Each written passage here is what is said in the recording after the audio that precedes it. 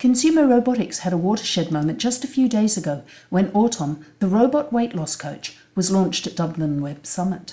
I'm very excited to open our Robot Startup series with an interview with Dr Cory Kidd, the founder of Intuitive Automata and maker of Autom, which is now being produced by PCH International. Autom was originally Cory's PhD research at MIT, which he then moved to an accelerator in Hong Kong. Most recently, Cory has been travelling the globe to secure Autom's Series A funding, and as a Robot Launchpad startup, Cory has offered to share his experience of the gruelling process from prototype to production. This interview was recorded just before Autom's funding was finalised. Welcome, Cory. Would you introduce us to Autom today and describe some of the changes since leaving the lab? Certainly. Thanks for having me. Giving us a chance to talk about Autom here. So, Autom is a weight loss coach, which is the first product that we're bringing to market. The focus of what we're doing is on long-term behavior change. So the background research when I was at the MIT Media Lab showed how a robot was very effective at doing something like this, more so than doing something on the screen. That really was the proof of concept of what we've done in the last 5 years since leaving the lab. So there were a lot of theories that were developed. There was an implementation of Autom that time, which was a hand-built set of robots and software that was put together relatively quickly. Since then, we've taken those concepts, the core algorithms and the theories behind what has become the Autom product and created a new product from scratch. So all of the hardware, all of the software has been developed at Intuitive Automata. And is entirely new since leaving the Media Lab. What are some of the challenges that you've faced moving from the research lab to running a company? There are a lot of challenges. Part of it is, as a small startup company, just managing to do everything. So it's not only the product, which, when I was a student, I could really focus on creating the technology, understanding how users would interact with it. And in terms of the company, it's developing the product, it's finding the funding in order to do that development, it's working with customers, working with investors, really having to focus on every aspect of it. And there are, of course, challenges with each of those, but I think the big overall challenge is how you manage, particularly in the first years of a company while it's a small team, how you manage to get all of those done as best as possible. Would you describe what's been the most useful tool that you've had? Is it something in a process, in business methodology? Tool in terms of developing the product or developing the company? There are, of course, a lot of aspects to that question, I think. Have you taken anything from the business or startup world that has been particularly useful for you? I think a lot of things. We are developing hardware, which is today finally becoming a little bit more common again.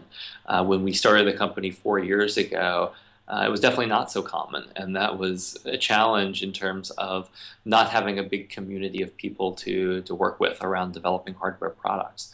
And so there were some things we kind of had to figure out for ourselves, but at the same time, myself and Bill McCord, my main co-founder, come from a software background. So certainly developing using software development methodologies in terms of lean development, keeping a small team, iterating quickly, getting things in front of people as quickly as possible, which is, of course, a challenge when you're doing hardware. It's not as quick and easy to put together a prototype of a hardware product. So we've kind of developed the software that runs on this hardware and have been able to test it both on the hardware as well as using more traditional software testing methods, both in terms of looking at testing in the software development process as well as user testing. So trying to find ways to get it in front of as many people as quickly as possible.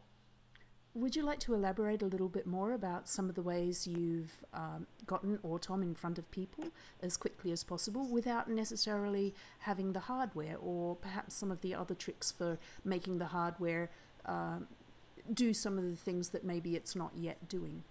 Yeah, so we've done a few things over the last several years, starting from paper mock-ups, so the screen that would show up on Autom and, cardboard version of the robot, was really the early stages. So being able to, show those to people either, on a screen or actually, paper printouts that we could flip through.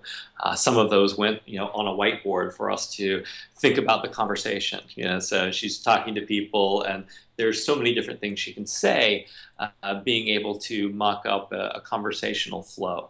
And so that was something that we developed internally, but then also started trying to put in front of other people as quickly as possible.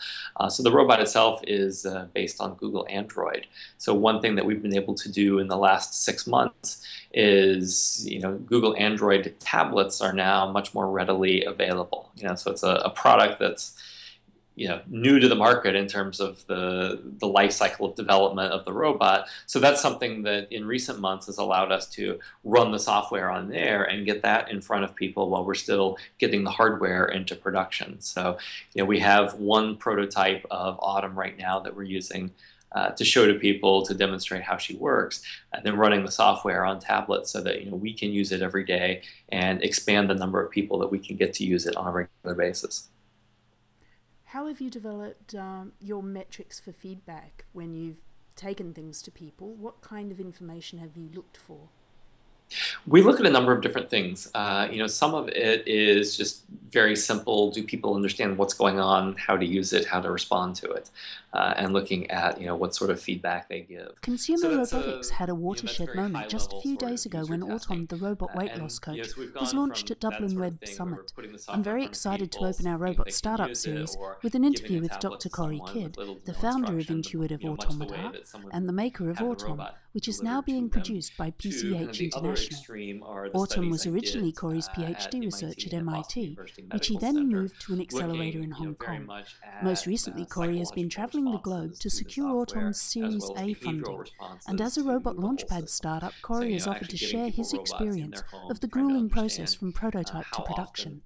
This interview was recorded just before Autom's funding was finally finalized. The psychological measures of understanding what sort of relationship was developed, between the person and the robot, how well they were doing versus the goals they had set for themselves. A number of different measures that we explored there. So there's a wide range of things that we look at.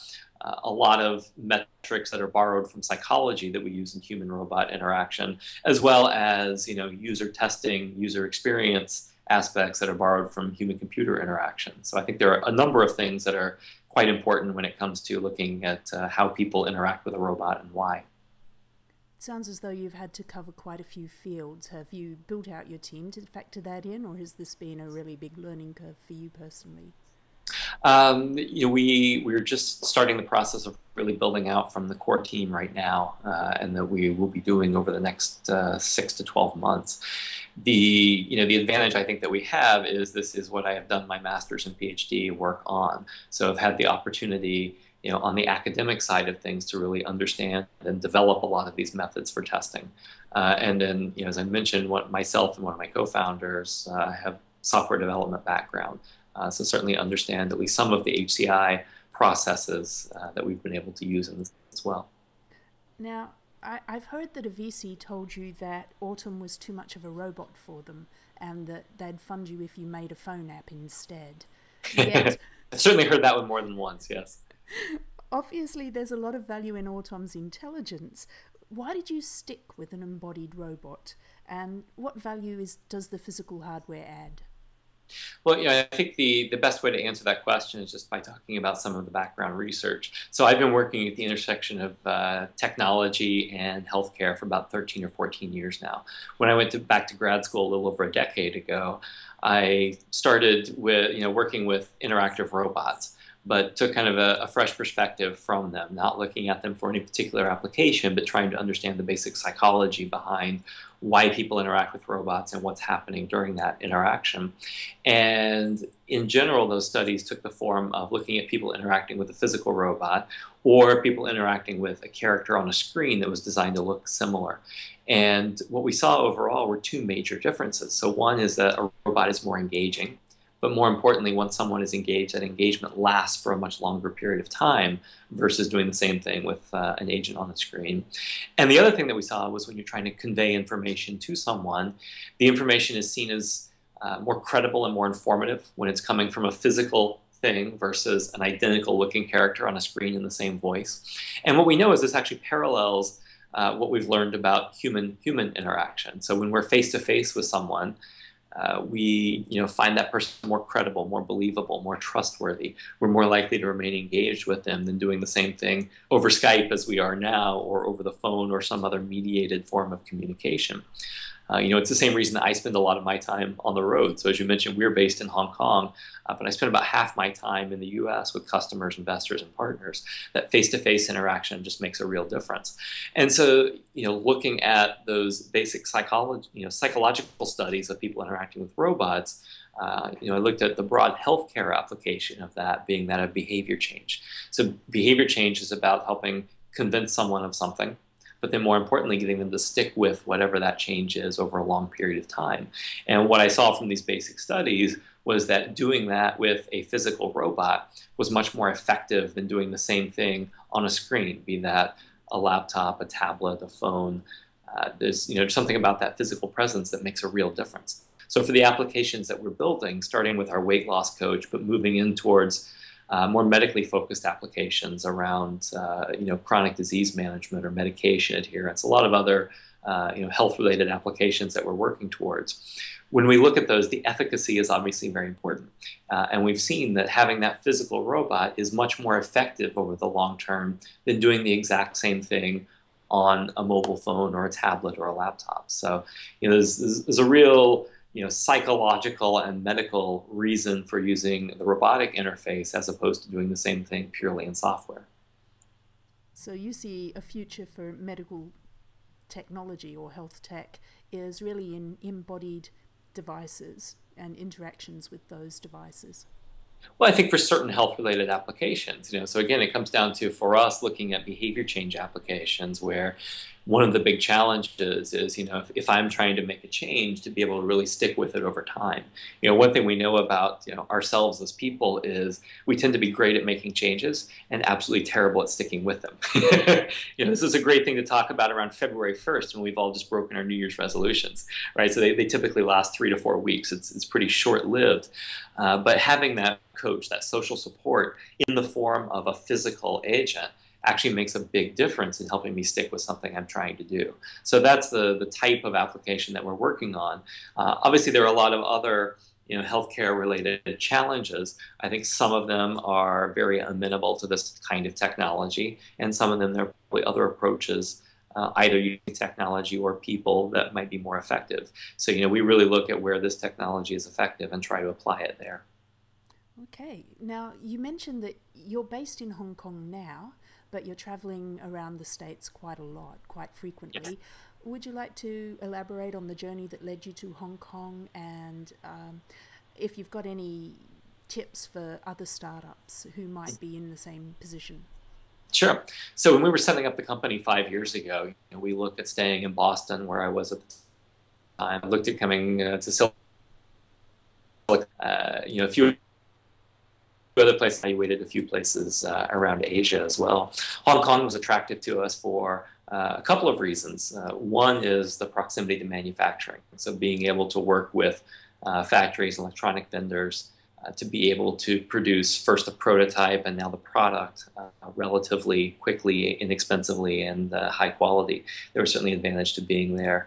The rest of it's largely economic. Just the cost of doing business in Hong Kong is very attractive. The government has made a lot of effort over the last decade or more in attracting new technology companies. So we've been able to take advantage of that by initially we were in an incubation program, a 3-year incubation program when we first arrived. And then an interest-free loan from the Hong Kong government. So kind of take all the economic factors together, and we've been able to take the company much further on much less outside capital than I think we would have been able to do pretty much anywhere else. Is that something that you think might be changing in terms of investment in robotics in America? Potentially. I think we're seeing one trend I've seen this year for the first time in the last several years is that there's certainly more interest in hardware.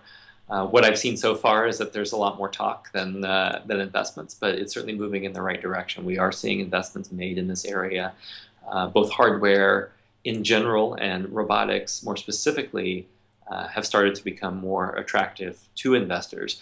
And I think the consumer robotics industry is finally starting to emerge. There are a few companies that have been around for several years, a few success cases out there, a lot more companies that are being formed or still in the early stages that are starting to bring products to market. So I think it's a tremendously exciting time for this industry overall. So what's next for you and Autom? Well, right now we are really focused on getting Autom into production. So our first customers are in the US as the first market where we're working. So most of our customers right now are health insurers, hospitals, and employers. So looking at adding our Autom technology into existing weight loss or wellness programs. We're also doing some limited direct sales through our myautom.com website. But again, the focus is more on the institutional customers to start. So we've been focused on finding the right partners to work with for bringing the product to market. So in the next 6 months, we're going into manufacturing. We'll start delivering the first products to customers that we've committed to, starting a number of trials with some of our large customers, and looking forward to starting to ramp up production in 2013. Well, that sounds fantastic, and I wish you luck with that. Thank you. Is there any final take-home message for other robotics startups? I think it's, like I was just saying, it's a very exciting time to be in this industry. For me, it's the combination of robotics and healthcare, and both robotics and consumer healthcare are really starting to take off in the last 6 to 12 months. But I think the broader robotics market, in terms of a lot of the enabling technologies, are becoming much more accessible in terms of a price point that we can turn it into a consumer product. We've seen the prices around the technology that we're using drop greatly in the last 18 months. So probably a much bigger change, actually definitely a much bigger change in the last 18 months than in the 2 to 3 years before that. So I think it's a great time if you're working on a robotic product or thinking about it to really focus on getting that into the market and finding customers as soon as possible.